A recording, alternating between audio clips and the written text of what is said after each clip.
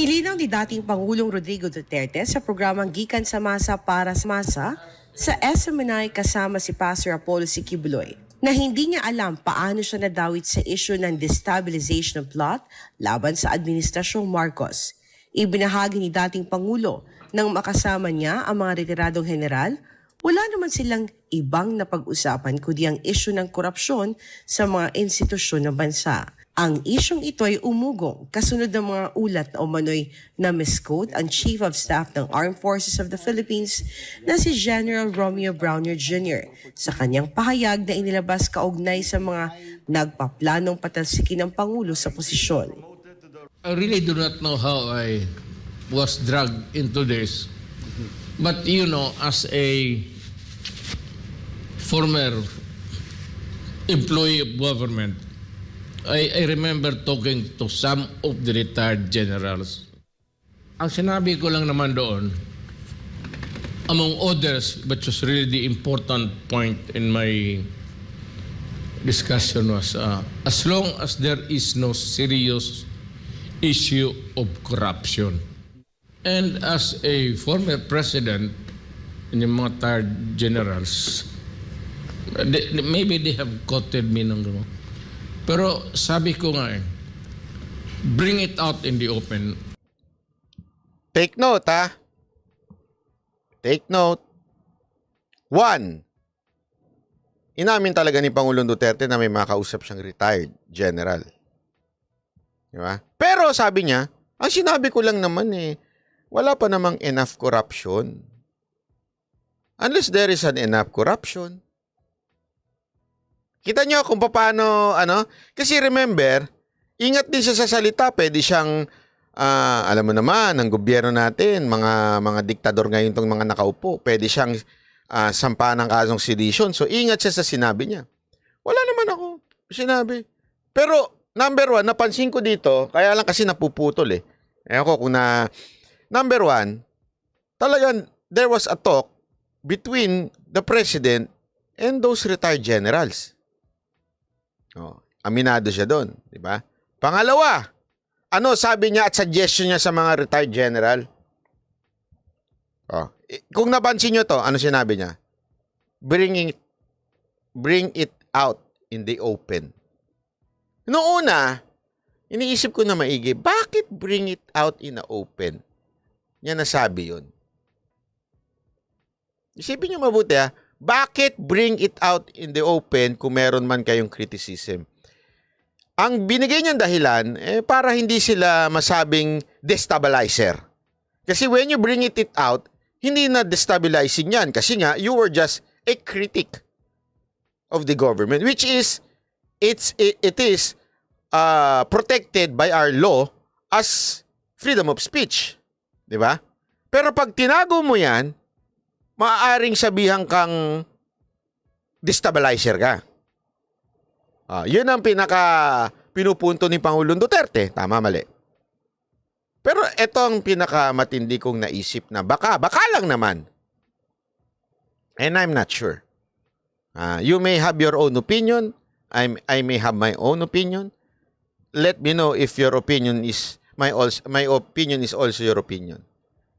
Bakit niya sinabing bring it out in the open? Yan daw ang sinabi niya doon sa mga retired generals. Tama, mali. Ano ang ginawa ni Browner? Sinabi sa open. Kasi hindi ko mapagtanto, hindi ko makonek, bakit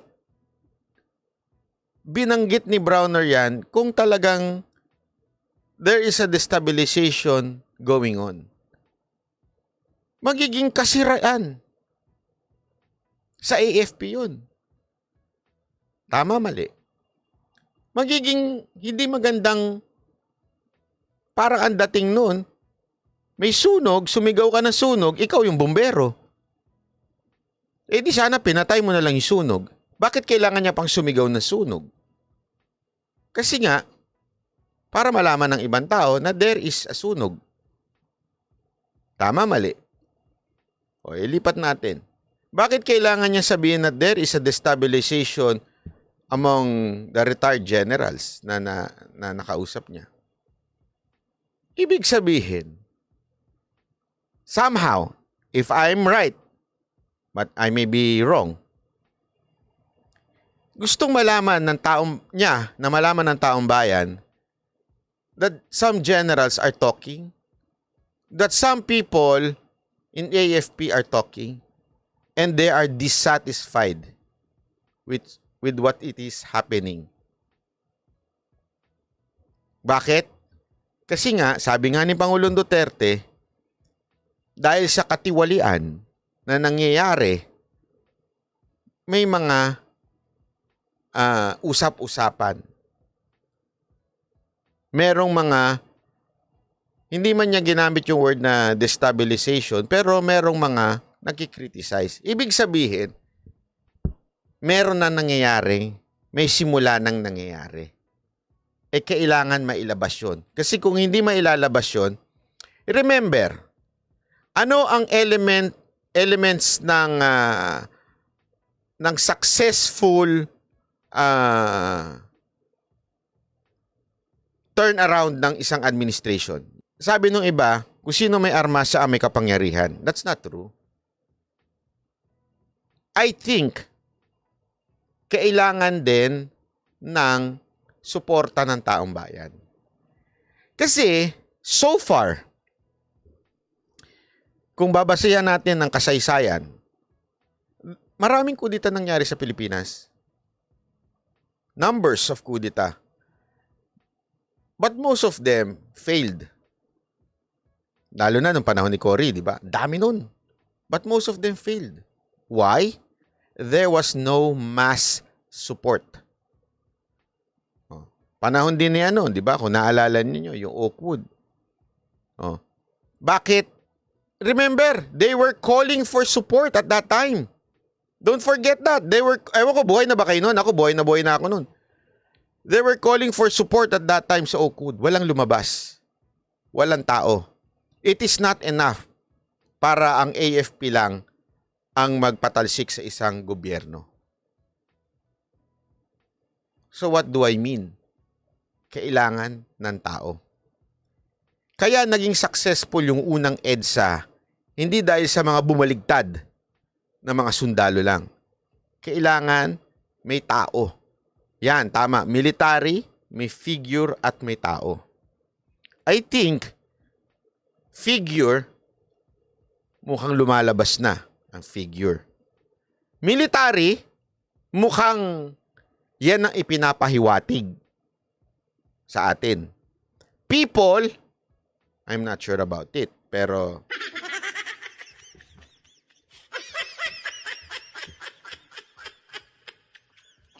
kung ating titignan ang trust rating ng Pangulong Duterte, mataas.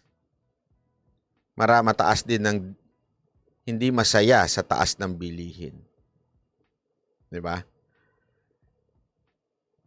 Ulitin ko, wala akong sinasabi I am against any form of coup d'etat.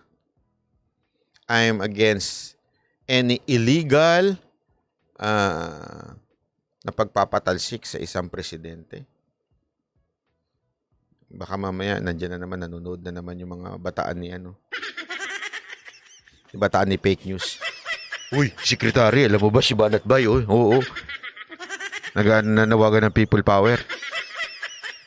Tapos, biglang na naman, meron na namang hihirit dyan na mahilig lumamas. Si Banat Bay nananawagan ng people power! Si Banat Bay nananawagan ng people power! Diba? Ganyan kaya nga nililinaw ko na ngayon hindi po ako nananawagan ng kahit na anong people power. Wala naman po akong karapatan. At hindi naman po ako malaki. At si Dada, malaki. Pero, wag nyo rin kakalimutan na nasa ating konstitusyon. The will of the people. Nasa nasa konstitusyon natin yan. Akin, lang natin, tamang pag-criticize. Sabi nga ni Pangulong Duterte. Actually, sinabi niya nga dito not the time. We have to support the president, not the time. Pero actually, natawa ko doon. Bakit? Sabi kasi niya, not this time. Pag pinanood mo yung video ng buo, sabi niya, it's not the time or not this time. So, pag sinabi niyang not the time, not this time, ibig sabihin, sa Tagalog, hindi pa panahon.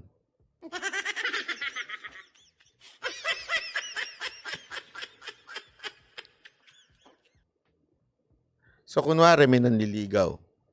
Sinabi mo dun sa manliligaw mo, hindi mo na kita sasagutin ngayon. Hindi pa panahon para sagutin kita. Tanungin kita ngayon, kuwari ikaw yung nanliligaw.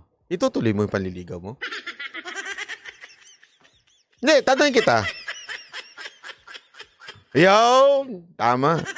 Pag sinabihan ka nga, hindi pa panahon para sagutin kita.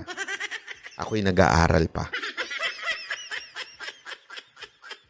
Simple lang sinasabi. Hindi pa panahon ngayon. Pero, darating ang panahon. Na manligaw ka. Yan linilinaw lang natin. Baka sabihin na naman na iba, si Banat Boy, sabi niya may panahon para nung taong bayan. Alam mo naman yung mga fake news dyan. Basta sinabi ni Pangulong Duterte, this is not the time. Ituloy lang natin. When we talk about kudeta or changing government by force, you talk about it openly para walang duda. Ayon pa sa dating Pangulo, dapat ay alam ni Pangulong Bongbong Marcos kung ano ang mga institusyon ng gobyerno na puno ng korupsyon upang agad itong matuldukan. Samantala, inihayag ni Duterte na hindi niya masasabi na kurap ang kasalukuyang Pangulo. Ngunit nagbigay ng payo na dapat na magbigay ng utos si Pangulong Marcos upang tuluyan ng mawala ang mga anay ng gobyerno na patuloy na nilulustay ang pera ng taong bayan. Pero ang pinaka-issue talaga na mabigat pag may corruption sa gobyerno and it's rampant, uncontrolled, and unabet. Yung uncontrolled, walang magpo-control. Pero as long as there is the sense of at least may ombudsman, taong bayan, or the president himself, he should know. The president should know because he has at his disposal every information that he can use to counter the threats to democracy. So, walang problema yan. Marcos should know kung saan yung mga weak points, especially corruption. Doon siya mag-concentrate. Marcos, wala akong masasabi. I would not say that he is corrupt. Pero siya lang, I cannot. Diba? Tama din sinabi natin, diba? Hindi natin Hindi ko kami nag-uusap ni PRRD. Pero yun ang sinabi natin Ako sa tingin ko, Marcos will not corrupt. Kung meron man siyang kahinaan, hindi ang korupsyon. Ibig sabihin kung meron man siyang kasalanan, hindi ho ang korupsyon. I don't think Marcos will do the corruption. Ano na siya mayaman na yan Hindi na kailangan yan. Kung marami nang di ba? May Talano Gold pa nga ang ano lang dyan, yung nasa baba niya. Kaya nga sinasabi ni Pangulong Duterte, ito simpleng sinasabi ni Pangulong Duterte, sinisisi nyo sa akin yung destabilization sa akin, hindi. Ang dapat gawin ng gobyerno na ito, si Marcos walang korupsyon siya nakikita, pero dapat si Marcos bilang presidente, bantayan niya yung mga tiwali sa kanyang gobyerno. Di ba? Tiwali yung mga, kasi yan ang magiging dahilan ng kudeta. Hindi siya. Yan ang sinasabi ni Pangulong Duterte. Bakit ako sisisihin nyo? Hindi naman ako part ng gobyerno. Tandaan ninyo, eto ha. Ang hirap kasi dun sa iba, sinisisi, actually, hindi nga lang sinisisi sa kanya eh. Yung dalawang ang fake news na anti-Duterte, sinisisi pa sa mga vlogger eh. Hindi totoo. Alam mo, eto mga kababayan, simpleng-simple lang naman yan eh. Ang mga military natin, they're not political. Most of them. Okay? Actually, talagang masasabi ko, itong mga AFP, hindi political yan. But remember, ang kanilang mandato na naaayon sa konstitusyon is to protect the Filipino people. So, if they think na ginugoyo na sila ng gobyerno, itong taong bayan, yung mga nakaupo, itinatarantado na sila, ninanakawan na sila, mga tiwali, sila po ay mga tagapagtanggol. Gagawin nila yan. Ipagtatanggol nila tayo sa mga tiwaling nakaupong opisyal. Naintindihan nun natin? So, ibig sabihin po nun, na ayon sa ating batas, na kung sakasakaling nakakita nila na inaabuso na ang mamamayan, gagawa ho sila ng galaw. Pero kaya nga sinasabi ni dating Pangulong Duterte na Pangulong Marcos,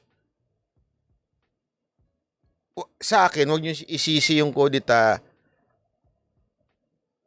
ayusin niyo yung mga tauhan. Kasi sila magiging dahilan kung bakit aalsa at lalaban ang mga sundalo. Ganun lang kasimple sinasabi ni Pangulong Duterte. Don't give any reason para sa mga sundalo na mag-alsa sa pamamagitan ng isang kudita dahil po nakikita nila yung mga opisyal ng gobyerno ay mga korap at tiwali. Make any categorical statement of the others. Granting that or assuming na totoo yan o hindi, all he has to do is, or any other government, isang sabi mo lang, do not do it. Or if it is a contract among itong mga government-owned corporations, padala mo yung justification mo for approving or disapproving a contract. Para malaman ko kung madali lang man. Ayon pa kay Duterte, ang isyu ng kudita ay palaging naiuugnay sa korupsyon dahil hindi na ito makontrol. Pero yan ang talking about a kudita or a violent overthrow of government. Historically dito, it's always corruption. Abuse of authority. Uncontrolled. Mga abuses na hindi talaga na bipigilan. So, simple lang yan. Isang salita ng presidente yan. Maniwala naman lang. And there's always the military mautosan niya na kindly because upon his orders, the military can always intervene. Samantala, matatandaan ni Lino naman ng AFP na nananatili silang tapat sa kanilang tungkol. The military can always intervene, sabi ni Pangulong Duterte.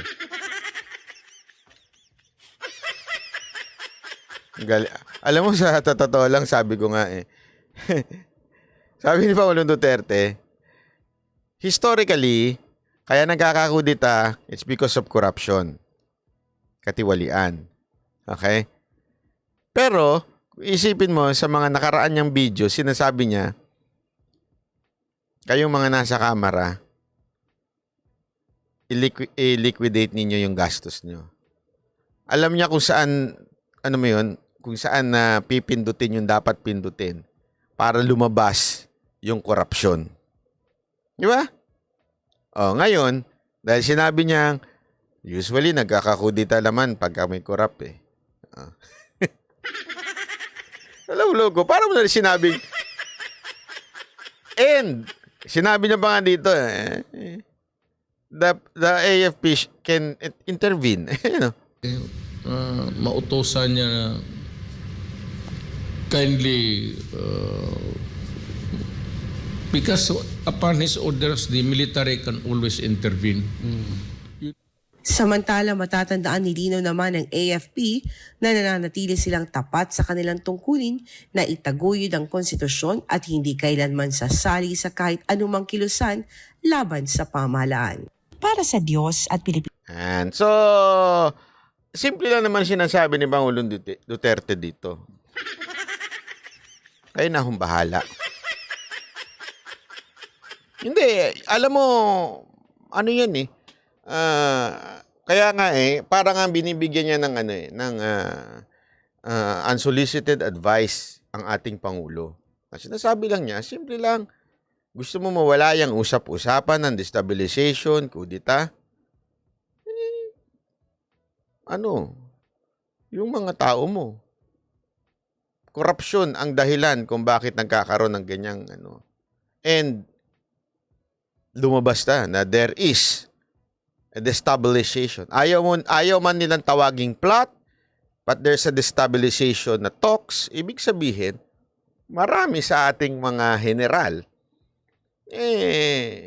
nakakakita ng korupsyon at katiwalian sa gobyerno.